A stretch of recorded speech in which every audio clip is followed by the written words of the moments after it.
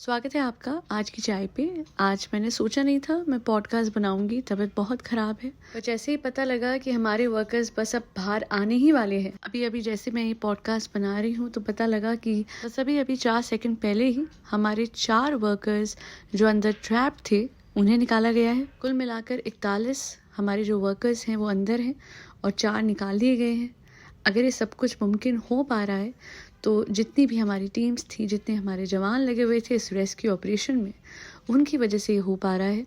NDRF, SDRF, state police के साथ साथ बाहर की टीम्स जो आई हुई थी, जिसमें आर्नल्ड डिक्स ने बहुत बड़ा एक रोल प्ले करा है। क्योंकि एक बात बड़ी अच्छी लगी उनके बारे में जान के। He is the head of international tunnelling and underground space association. Even तो आर्नल्ड बाहर से हैं, पर उन्होंने एक इंटरव्यू में बताया कि उनका भगवान पे बहुत भरोसा है और वो आज एक पूजा के लिए भी बैठे थे। उन्होंने बाकायदा पूजा करी और उसके बाद उन्होंने एक इंटरव्यू भी दिया जिसमें उन्होंने बताया कि जैसे ये हज़ारों साल पुरानी कोई कहानी वो देख रहे हैं, जहाँ एक बहुत बड़ा सा पहाड़ 41 लोगों को अपने अंदर समाये है। वहाँ पे भगवान की इतनी कृपा है कि आप मानिए कि धूप की किरण नहीं पहुँच रही, पर अंदर सबका टेम्परेचर मेंटेन्ड है।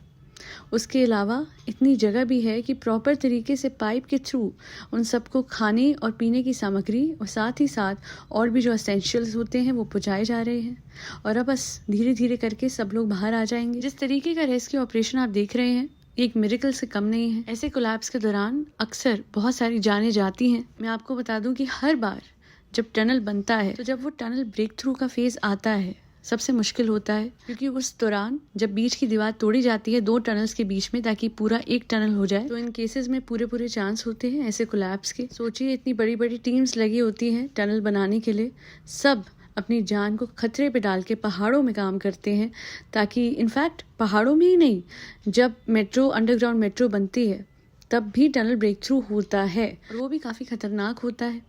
और पहाड़ों में जो ये काम होता है ये दोगुना इसलिए मुश्किल हो जाता है क्योंकि लैंडस्लाइड का पूरा डर होता है और ऐसे कोलैप्स होने के हायर चांसेस होते हैं, जो कि इस केस में हुआ भी।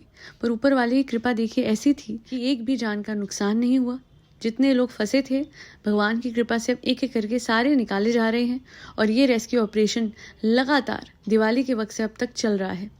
Hats off to the Indian government, to the Indian army and all the local, national, international teams which were involved in this operation.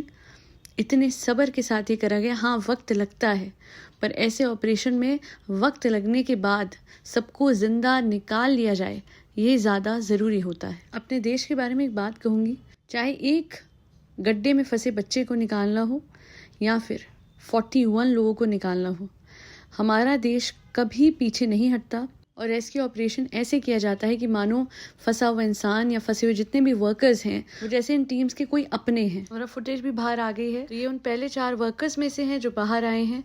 बहुत खुशी मिल रही है इन्हें सही सलामत बाहर आते हुए देख के। आपको जाते जाते मैं ये भी बता देती हूँ कि आर्नल्ड जिनकी पूजा कर रहे थे वो बाबा बौखनाग हैं, वो पहाड़ों के देवता हैं। और आज देखिए उनकी आराधना की वजह से और उनकी कृपा से आज हमारे सारे के सारे वर्कर्स टनल से सही सलामत बाहर आ जाएंगे। सॉरी, आ नहीं जाएंगे, आ गए हैं। ऑल द 41 वर्कर्स, जितने भी 41 वर्कर्स थे उन्हें रेस्क्यू सक्सेसफुली कर लिया गया है। बहुत गर्व हो रहा है आज भारत की बेटी होने पे।